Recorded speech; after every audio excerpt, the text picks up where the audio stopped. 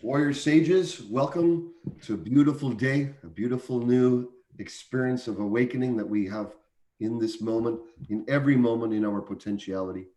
Today, I have a very special, very seasoned sage, one of the sages of our era of this time.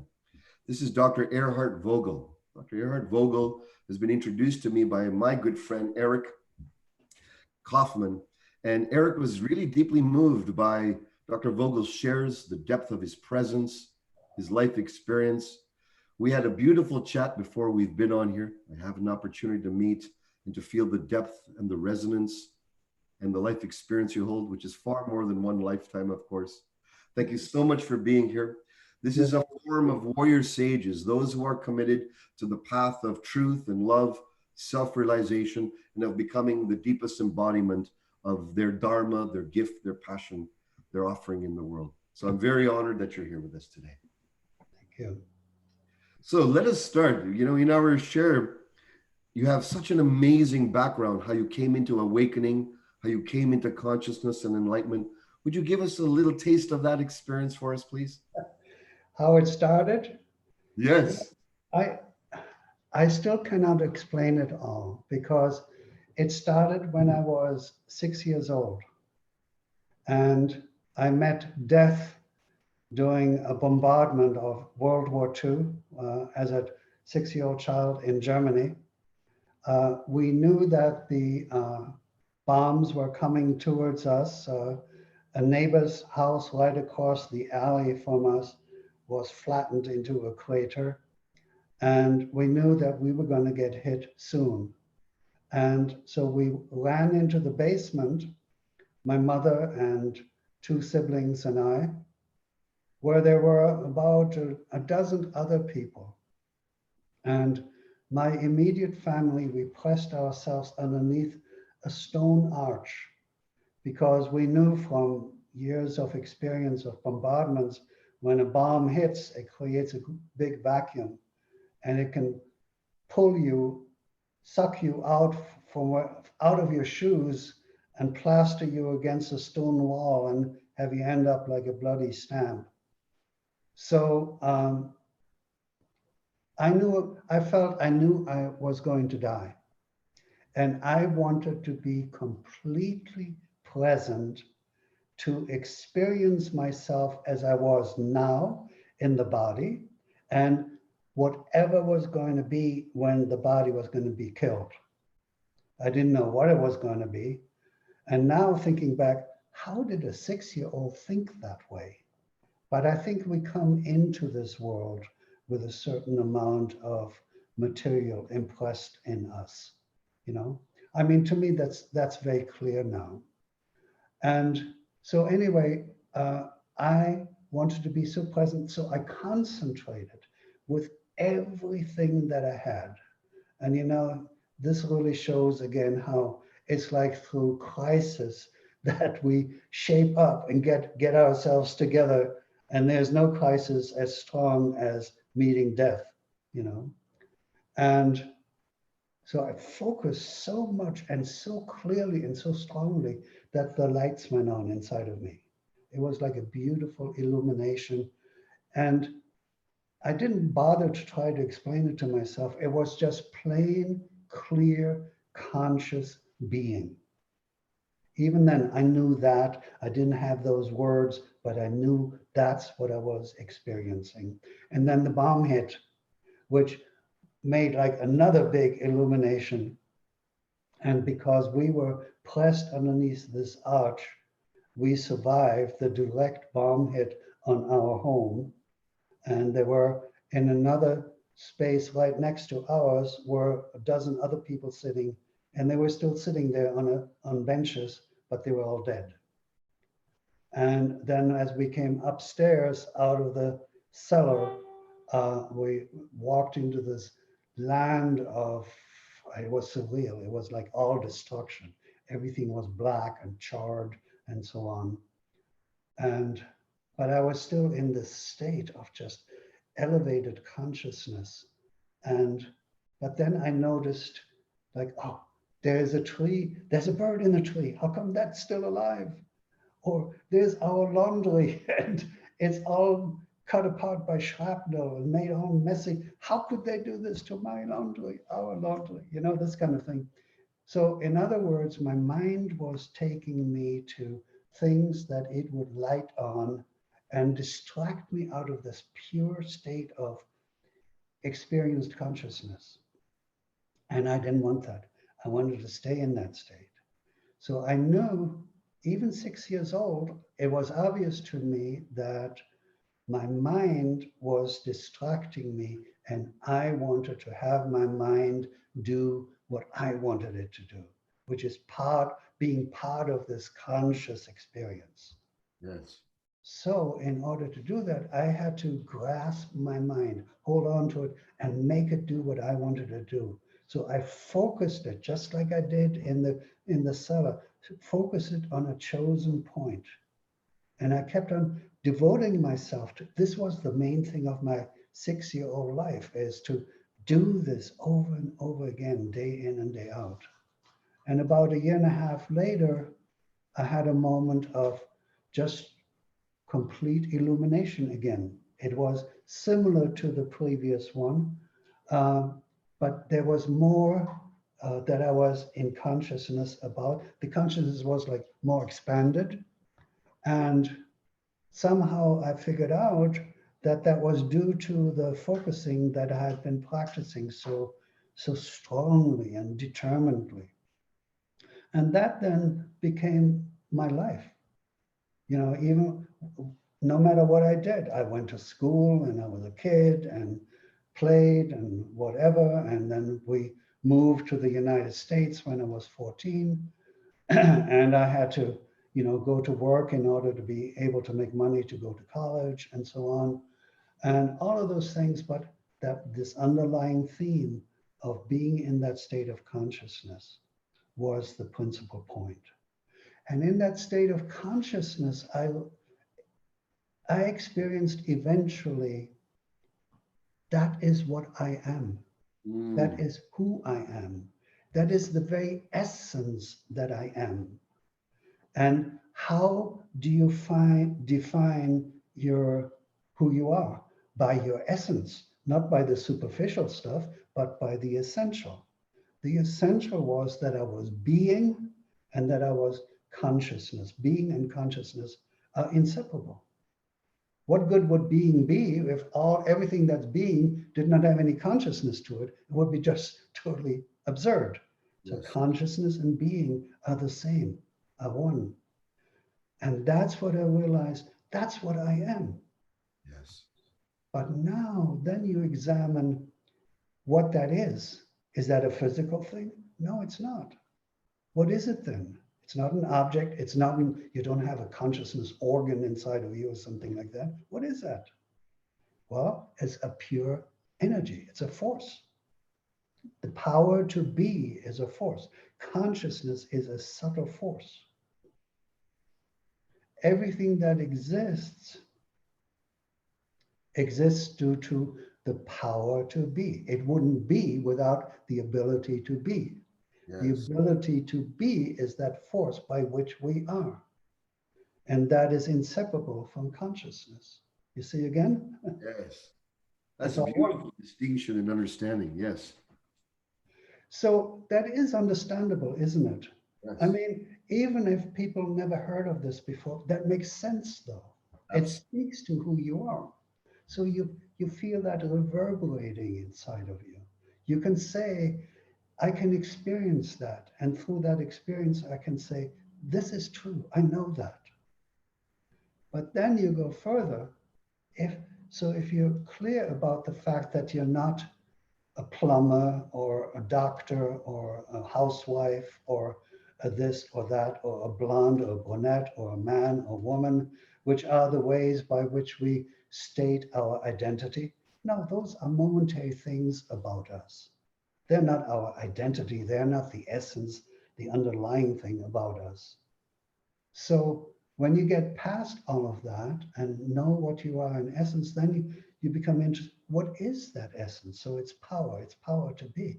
What are the characteristics of power? Well, every child has learned in school that energy, power is indestructible and indivisible. Don't we all know that? Right? I mean, that's kind of well established. So, but I just said now that we are that power to be. So, in other words, we are indestructible, indivisible force. That's what we are in essence. And that's what I experienced when I met death. Yes. That's what continues even after your body doesn't continue. Do you see? Yes. And so having this direct experience of our true nature in a way grounds us in the eternal. And my experience of that is it makes the superficial, it makes the temporal life not so serious. It lessens the intensity of it being as important as we project the importance onto it. It makes it less dictating.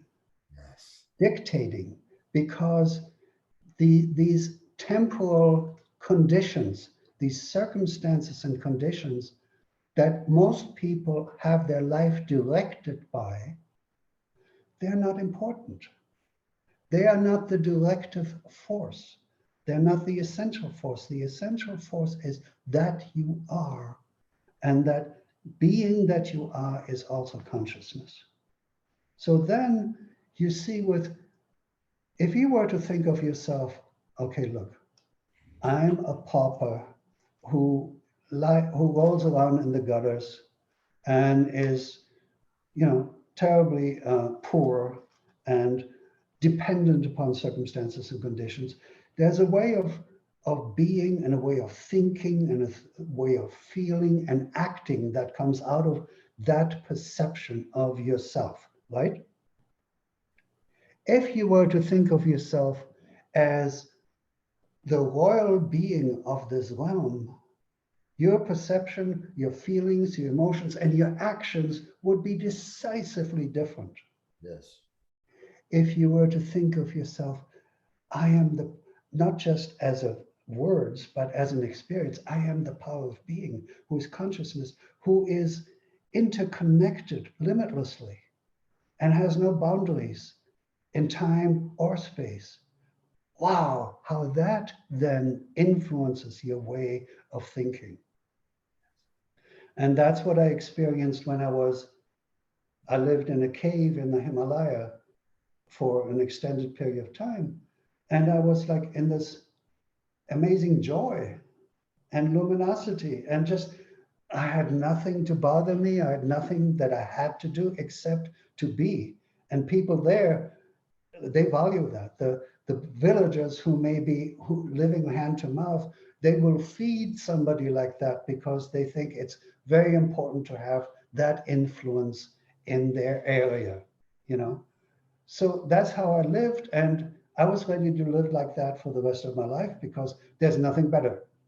It's the ultimate bliss that I was in.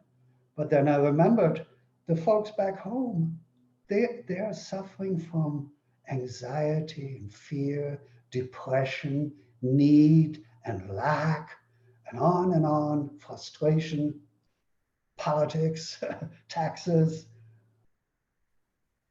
They're suffering because they don't know.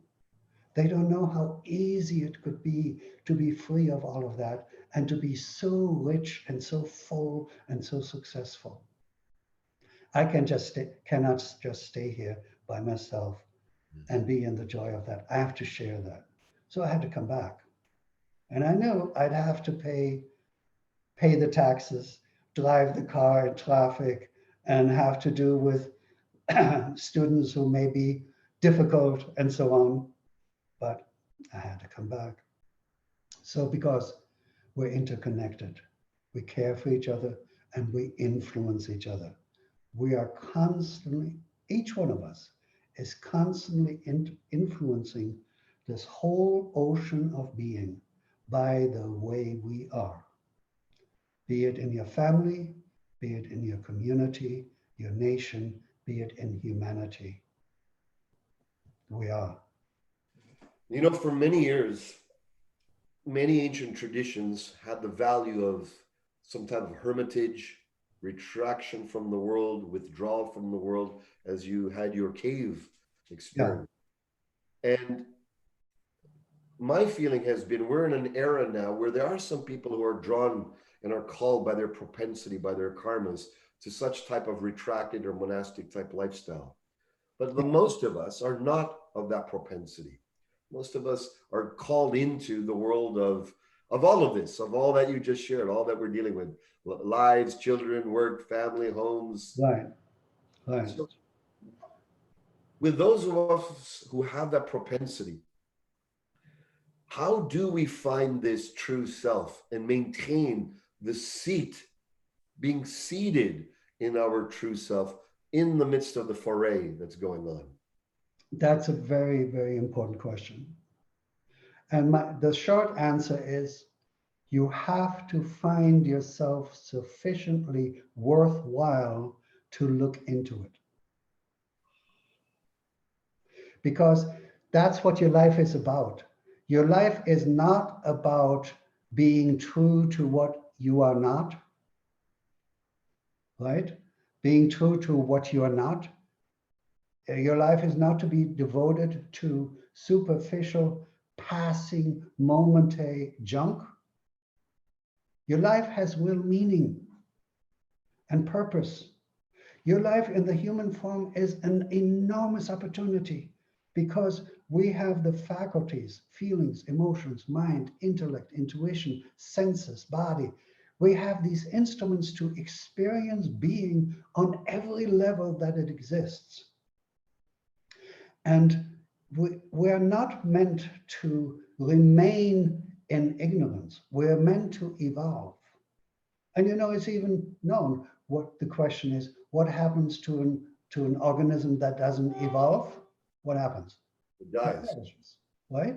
So just us going through, having to pay the rent and keeping the job and this and this, that's not what it's about. Those are momentary stuff, We're meant to evolve to that state that we have been talking about now, to be fulfilled in the joy of limitless consciousness and interconnected being, so that when we are losing the body, we continue in consciousness to ongoing realms with joy, with knowledge, with being there. Yeah. So now you mentioned also these points of places of refuge. That's very important. In India, where I lived among the sages, they have what is called ashrams. Ashrams are places, seats of knowledge, ideally with a sage running it, but not always the case. But they're places of knowledge where people can come to. And the ashram that I live in the Himalayas, they have about 300 people working there and living there, but they are open to the society, to humanity. It's on the pilgrimage route. So in India, people from all over the country go and wander, no matter, even they take their whole family to go to holy places on pilgrimage. And so they stop in this ashram and they're allowed to stay there overnight, and they're fed and housed for 3 or 4 nights. And it can be a family of 8, and they stay there the whole time. And when they're done, they might bring a couple of oranges as their payment for having been able to stay there. That's totally okay. Somebody else might stay there overnight, and he might, leave 400,000 rupees and say, here in memory of my dear departed mother, put a new floor into your kitchen. I see you need, instead of earth, you need a tile floor there. Do you see? So that's like that. That's the routine. The ashram never charges for anything, but it provides a lot of service to the society. It feeds all the poor every day of the surrounding areas. So they cook all the food, they serve all the food, they clean up afterwards. They put dozens of children from the mountain tribes through school from first grade through university and pay for the tuition, the housing, the food, the books, as well as sometimes paying the parents who have because they lose a worker on their farm, you know. So they do that without any charge. They produce thousands of books and they have their own printing press and they sell them for next to nothing, like $1 a book or something like that, you know. Um, they have established leper colonies or, you know, you still have lepers there. Their digits are eaten away by rats and so on. And they're pretty much outcast from the society. They were relegated to being on the side of the path where the pilgrims would come by and they stick out their fingerless stumps and would get a coin thrown in, which might be worth a tenth of a penny. And at the end of the day, they were able to buy a handful of rice. While the ashram built actual places, huts in which they could live, strong wooden huts and with running water and toilets and established villages and established crafts with which they could support themselves, with the members of the ashram would then sell in Europe and what have you, you know. So they had a hospital, a free hospital where people would get medical care, including surgeries and so on, as well as a daily walk-in emergency station where people would line up every day to get, you know, medicines for stuff and so on. So, in other words, these are places of refuge and places of service that are completely run by contribution. Here, that doesn't work. Yes. People don't give, if you don't charge for something, it's not good. It can't be worth anything. Different context and culture, totally here. I did, I spent a couple of years going on what was International Yoga Peace Mission during Vietnam War. I traveled in a gigantic white school bus throughout the university system of the United States, parts of Canada, and I'd set up in a town and teach for a month. I teach yoga and meditation classes, Monday through Friday, 3 hours class. Everybody. It never occurred to me that people don't have time for that. They showed up and they did it. And they were like enormously popular classes. I mean, I'd start like with maybe 20 to 30 and it would go up to 200 people or so. Wow. And I never charged, but I traveled in this bus. And so I left the hat at the door and said, okay, you can make contributions to keep me going to the next town and so on. Well, people would have a 3 hour class and they would float out of me. Oh, that's the most wonderful thing that I ever had. And they throw in a nickel, if anything at all. That's how we are here, you know. In India, that wouldn't happen like that unless you were poor, you know. And even in India, if you're poor, they will share with you most of the food they have. Exactly. They will unconditionally because they see an honored guest as the divine itself showing up at the door. I experienced that. I traveled around India and you can't hitchhike there very successfully. So I traveled by train, which is the main source of travel. And I traveled third class. That was along with the ducks and the chickens and the goats and so on. And, and the families. And they always have their food with them and always insisted that I share. And I'd usually have like a bag of nuts with me or something like that. So I was okay. But they insisted that I share. And now in the beginning I was very reluctant. And then I quickly learned that's insulting. Yes. You know, you have to graciously accept. And they were just so sweet about it, so wonderful. The hospitality, that's a universal law we were talking about early, is like is totally distributed throughout India. It's hospitality. And not just India, all the Arab countries and so on as well that I traveled through. Yeah. So let's let's dial into what's going on right now. There is a lot going on the earth right now. A lot going on in politics, health, COVID. We're in this very uncertain time. I would love to hear what your sense of is going on right now on a spiritual dimension with us, and perhaps even how we can approach the uncertainty of these times. Right. Well, I gave you a little bit of my motivation when I talked about how I felt in the cave. Yes. But throughout life, I've been, handling the question of what can I do? Because in the face of like the political maneuverings and shenanigans and so on, you're apt to say, there's nothing I can do about this. And I never wanted to accept that. And I still don't accept that. So my way of helping is to help people get sane, to live by knowledge. It doesn't even have to be highfalutin spiritual knowledge. It's just the knowledge that is self-evident in front of us.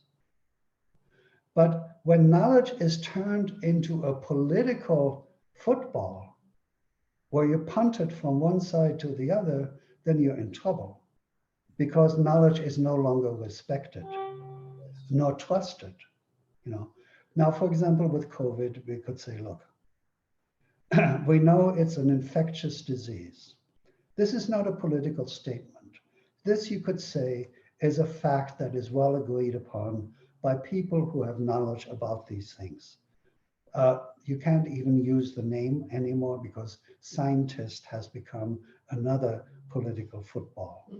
But people who study this and know it and are expert at it, scientists, they can tell you that COVID is a virus that is highly contagious and it is airborne.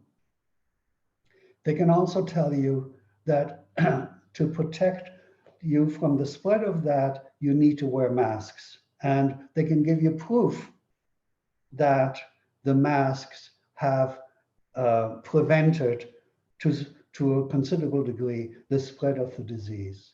But if you are attached to being ignorant, or you listen to somebody who says, no, masks are not good at all. There is no proof that they help. There is a lot of proof that they don't help.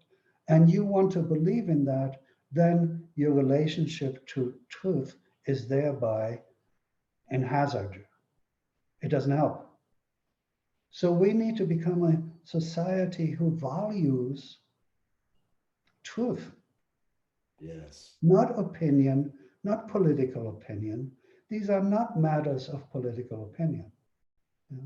And we need to reward those who value truth and those in government who guide us in truth, as opposed to reward those who kill us by the thousands by being proponents of falsity.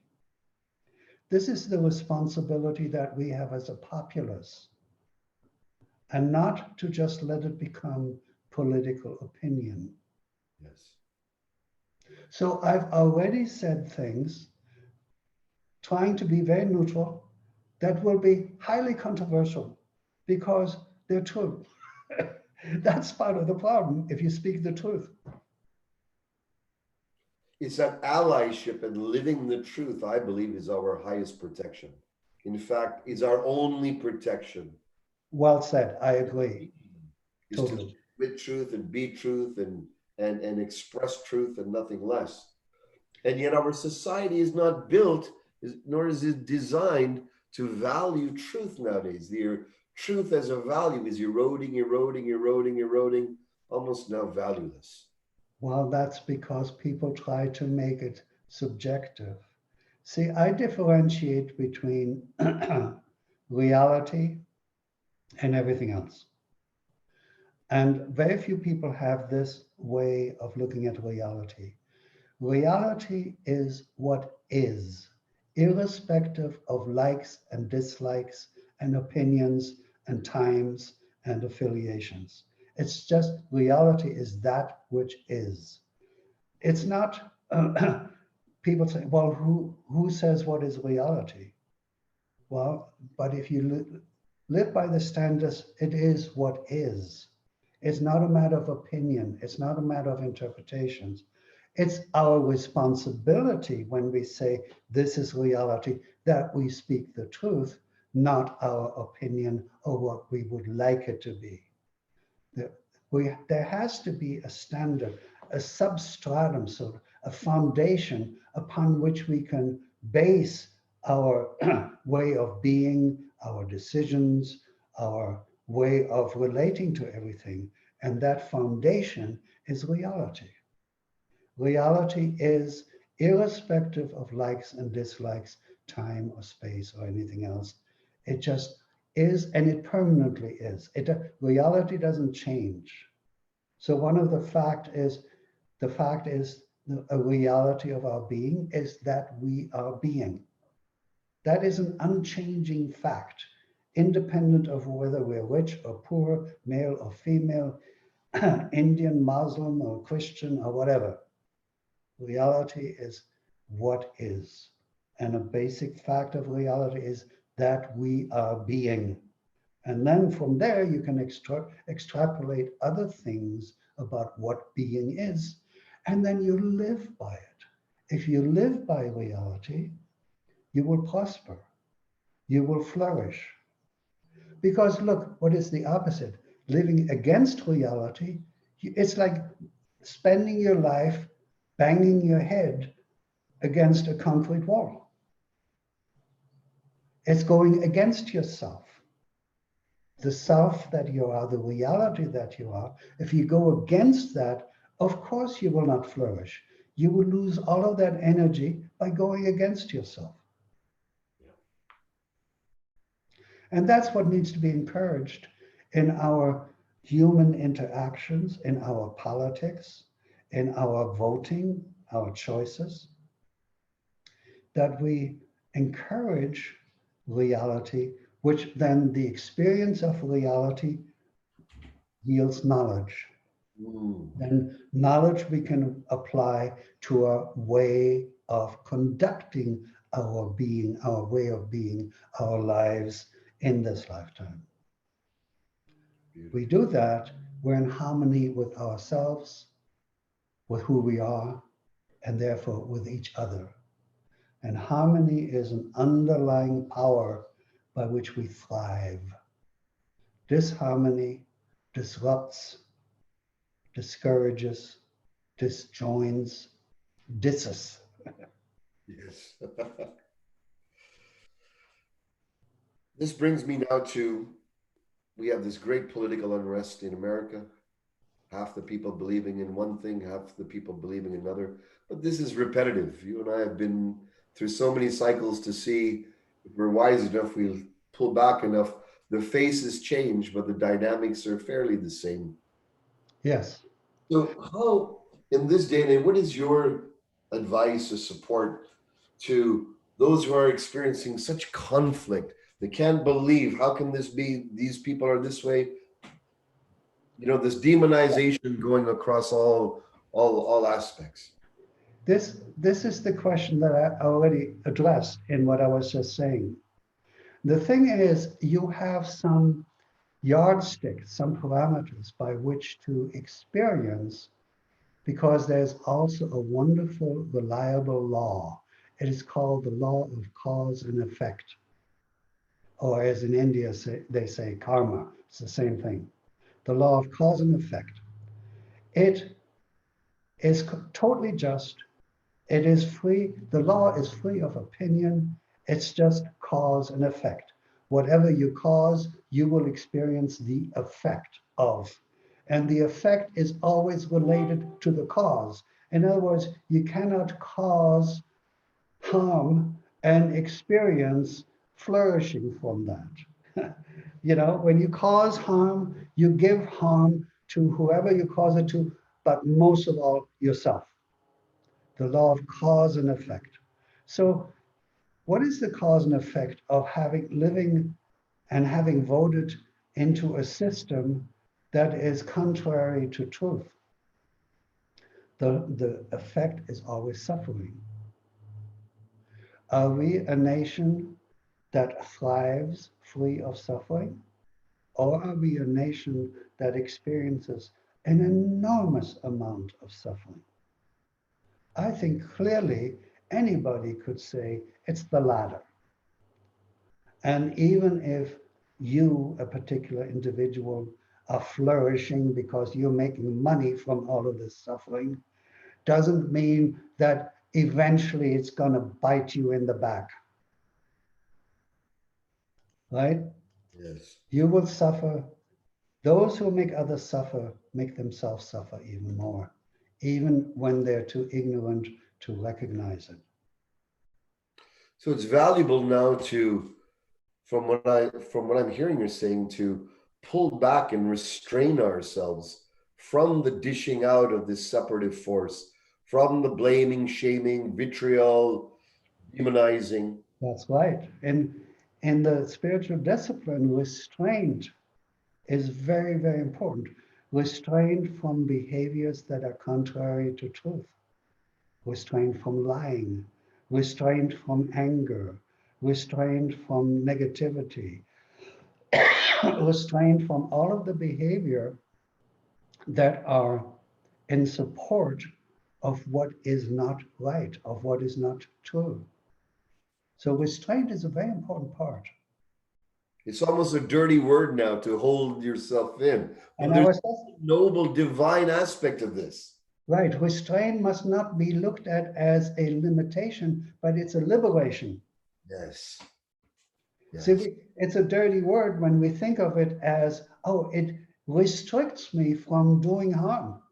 Like Yes. wearing a mask restricts me from infecting other people. Therefore, it limits my freedom. I should have the right to infect as many people as I want to. Right? Yes. That's how twisting thinking gets. Yes. But cause and effect. We have the onerous record of having, I think, the most deaths now of any country in the world. When we always say that we're the best country in the world, the most advanced country in the world. Wow, how is that advancement? You talk about these restraints, the noble aspect, the liberation aspect of these restraints. Uh-huh. What are the other sides? So if those are the restraints to pull back these propensities or volatilities, what are the actions to actually forward and bring forth? While restraint need to be understood, they are not to be the principal focus. I have what I call a 180-degree rule. So when you see, for example, to restrain yourself from lying, 180-degree opposite rule is cultivate speaking only the truth. So every restraint has its 180-degree opposite.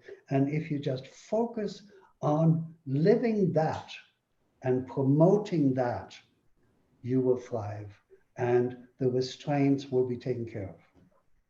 Because you put all of your energy into the positive. These are the classic yam and niyams of yogic Yes. philosophy, Hindu philosophy. And this is even applicable to me in meditation. Most people have great difficulty learning how to meditate.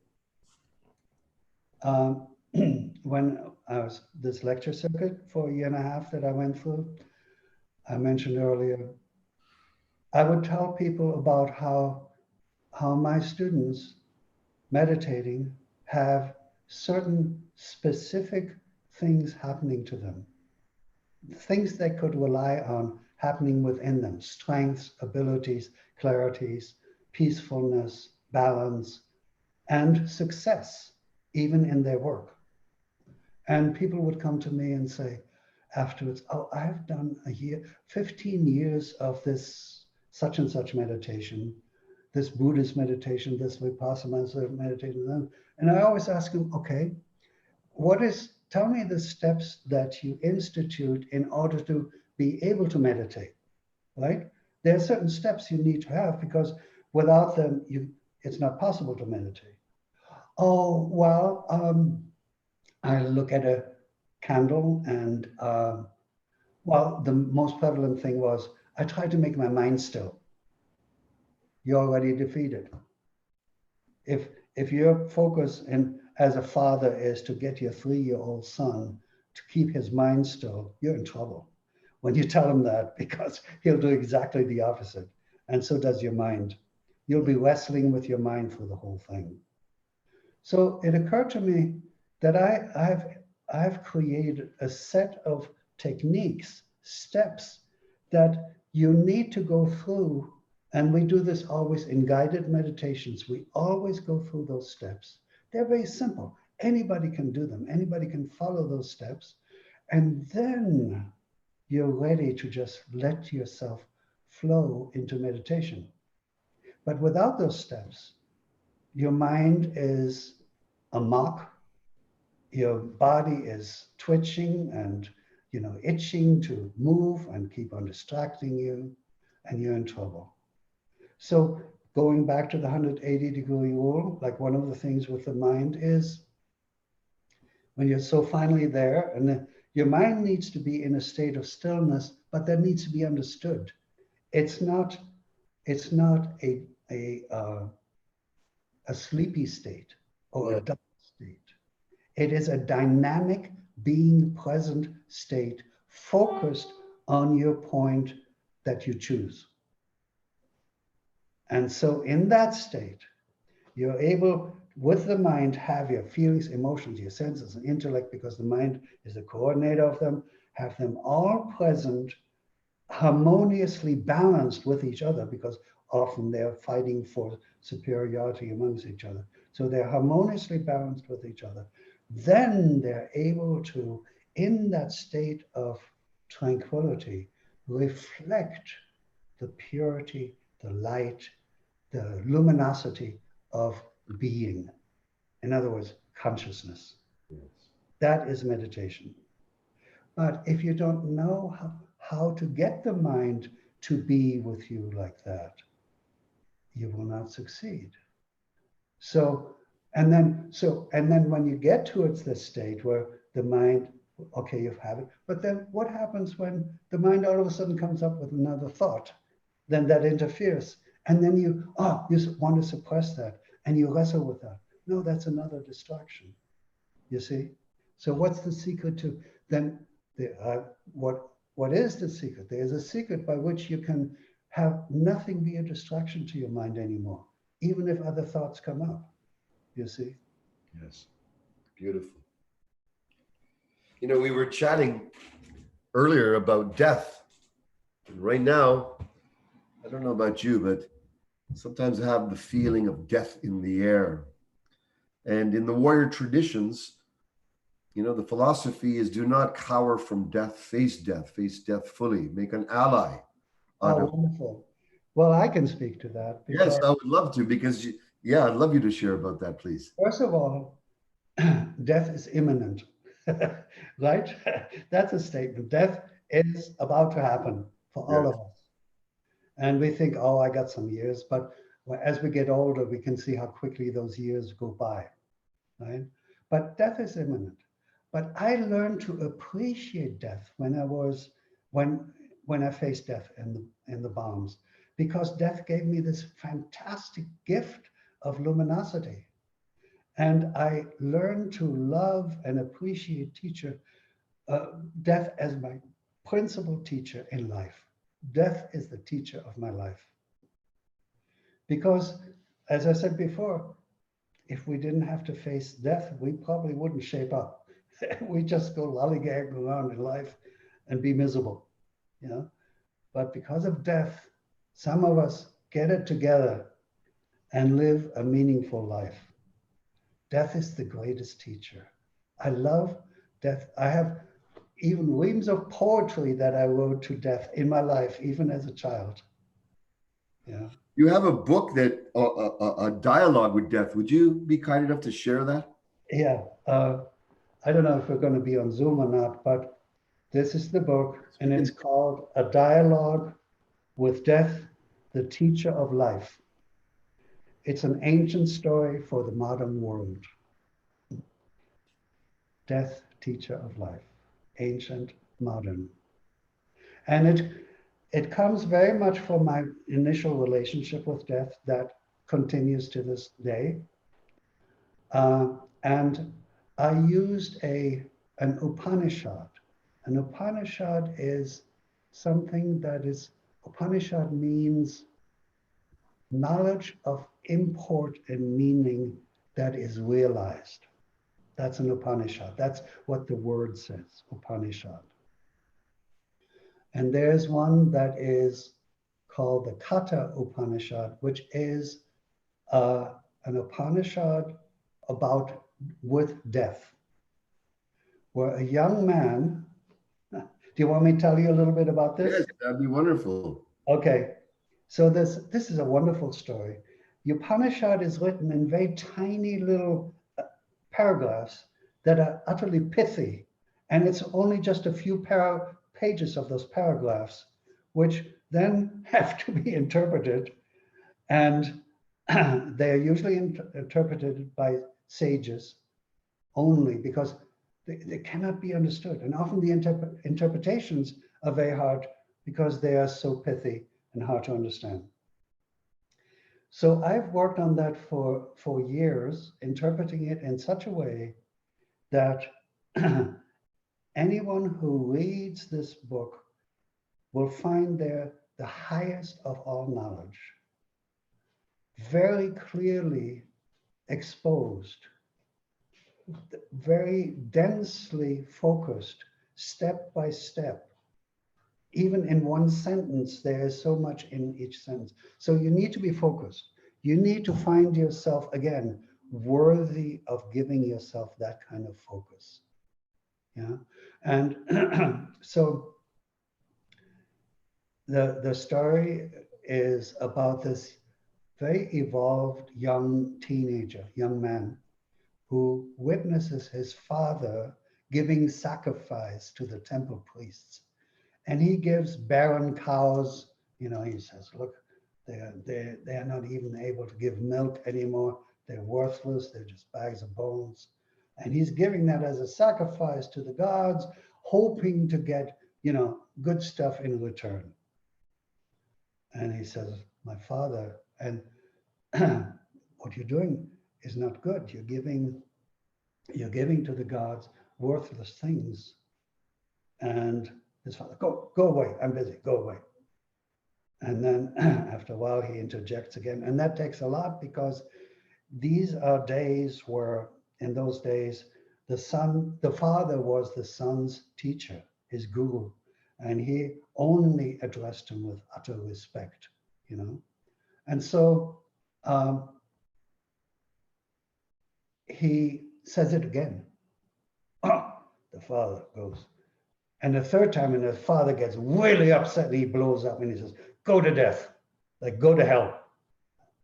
And his father is deeply hurt by that. And he says, look, I've been a good student. And then he decides what are three kinds of students. There's one kind of student who does what the teacher tells them to do. That's one kind of. A better kind of student does what the teacher would tell him to do, but he anticipates it beforehand. And the third kind of student is whom the teacher tells what to do and he doesn't do it. He says, I'm certainly not of that kind. I'm between the first two, but I, for the benefit of my father and my family and my society, his word needs to be kept. That's very important, that there's integrity, that the word you give is kept. Whether you like it anymore or not, that it's kept. So he decides to keep his father's word. He's going to go to death. So he goes to where death lives, and he finds that death is out on errands. So the death's wives keep him there, and he waits for death for 3 days and 3 nights. And here's where the law of hospitality kicks in, because universally, it's a universal law that when a guest honors your house by showing up at your house, you're meant to entertain him, wash his feet, give him food and drink, and have, scintillating discussion with him. Death hasn't comes home after 3 days and nights and says, "Oh God, I wasn't here. I wasn't able to do this in honor of the rights of hospitality. I owe you. I owe you big. Tell me. I'll give you 3 boons, 3 gifts, anything that you want to, but that you can qualify for." So this young man is very smart. He's very evolved. He wants the very highest. And have you never thought about that, right? Like the tale of the genie coming out of the bottle and so on. And I thought about that as a child. And living in war and starvation and so on, I felt I deserve the very highest. I've paid my dues. I want the very highest. And I answered that question to myself. So when I saw this in here, I was able to relate to that, And so they engage in a dialogue where the young man not only asks for what he wants, but then death challenges him. And the young man has to explain his readiness to understand and receive this highest of knowledge. Because it's like a surgical instrument. It can do a lot of good, but if you abuse it, it can do a lot of harm. So it is with high knowledge. You see? So they engage in this dialogue, and death tempts him. He says, "Oh, look, forget about that. Like, forget about your father and all that. I'll give you, great lands to own. You will be a king, and you have armies of elephants and so on. Stay out. Armies of elephants and so on, and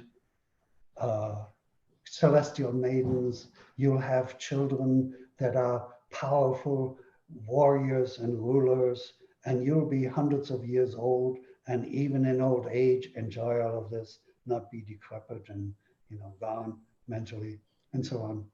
And the young man says, "No, no, no, no, no, no, I want the very highest." And he knows what the very highest is. It's in relationship to what happens to me when when I die, what happens to my soul, what realms, what is even more than immortality, and so on and so on.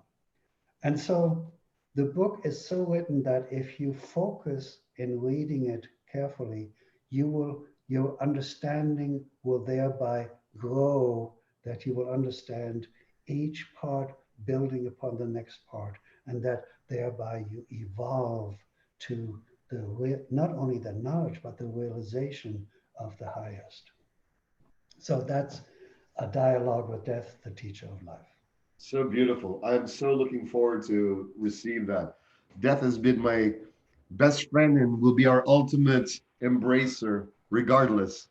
There you've lost. The ultimate imminent thing. And Please, the one thing is about death, you can always depend upon him. Right? Please share with us how our Warrior Sage brothers and sisters family can reach you, how we can find out about your ashram in San Diego. Well, very simple. Google Nataraja, Nataraja, like the cosmic dancer, Nataraja Yoga Ashram. Okay. We will make sure that goes in the comments and that people will have that access. Yeah, Yoga Ashram. Yeah, and when you go to our website, you Google that, go to our website, you find the 3 books in there, the books that I just talked about, plus 2 others. And you find a biography of Erhard, and I think even some recordings of guided meditations, all kinds of entertainment. Beautiful. I'm so looking forward to when this lifts to come and visit you in San Diego and visit our Warrior Sage family. And now that I know you're there, it'll be an honor.